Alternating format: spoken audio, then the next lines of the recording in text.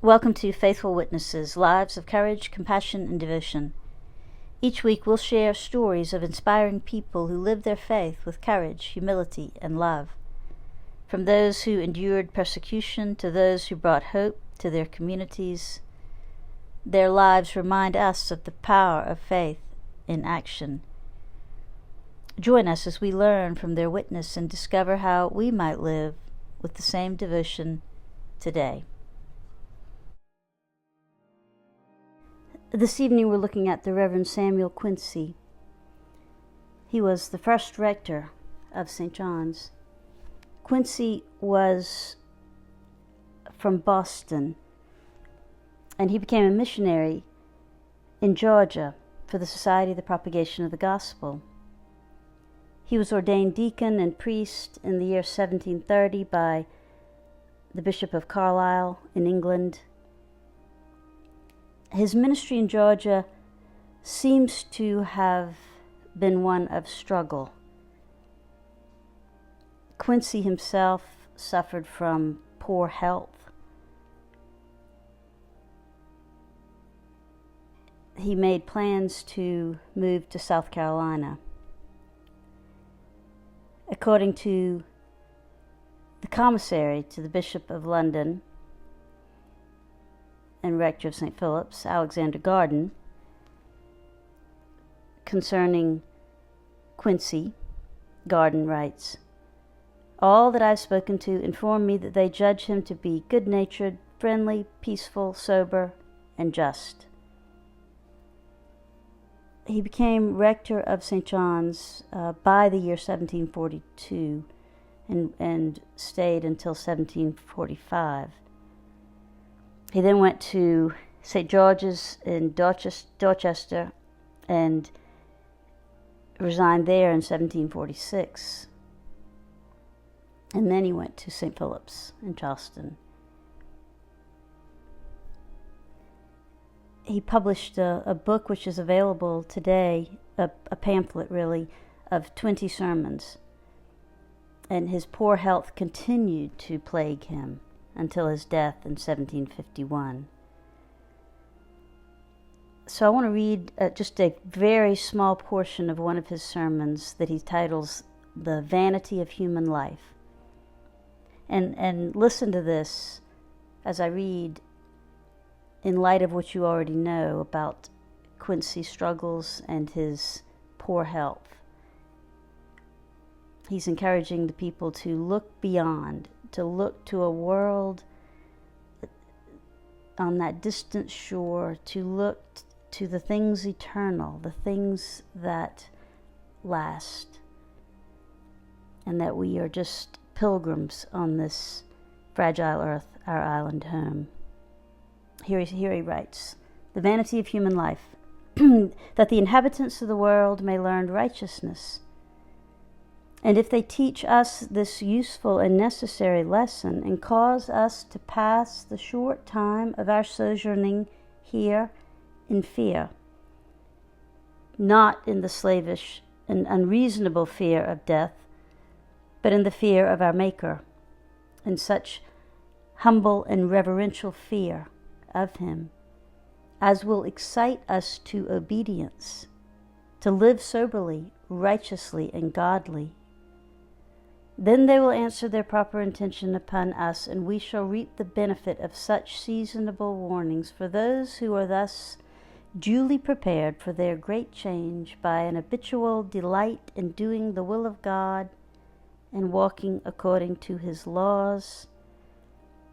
He goes on to say, "Such types shall not be afraid for the terror by night, nor for the arrow that flieth by day, nor for the pestilence that walketh in darkness, nor for the destruction that wasteth at noonday.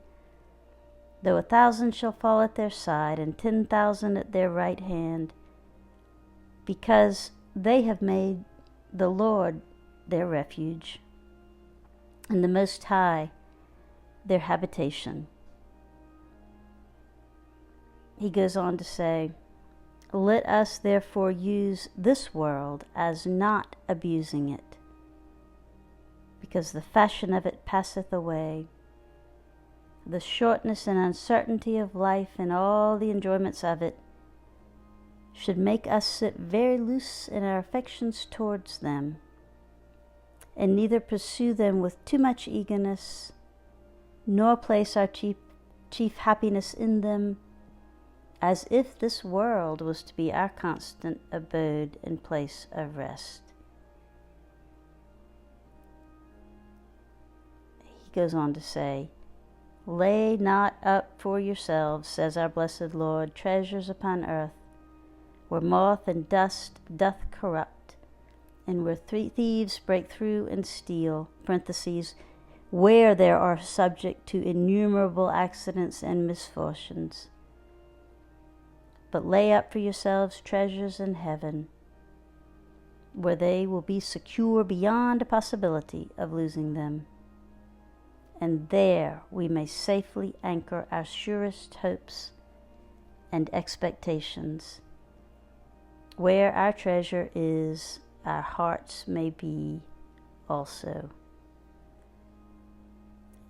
He's writing at a time where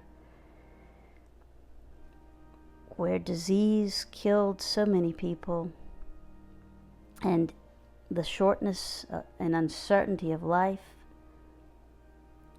were something that people knew only all too well. And so he's encouraging the people to anchor our surest hopes and expectations in the things eternal. We're grateful to the Reverend Samuel Quincy, who, as I also should mention, was very much a product and child of the Enlightenment. He was influenced by Enlightenment views, and he really regarded religion and faith as things rational, that thoughtful people would entertain and probe the mysteries of. So we're thankful for his thoughtfulness and for his ministry among us, even for just a few years as our parish was getting its bearings here on these islands. Here's a prayer that I'd like to read that the Reverend Samuel Quincy wrote.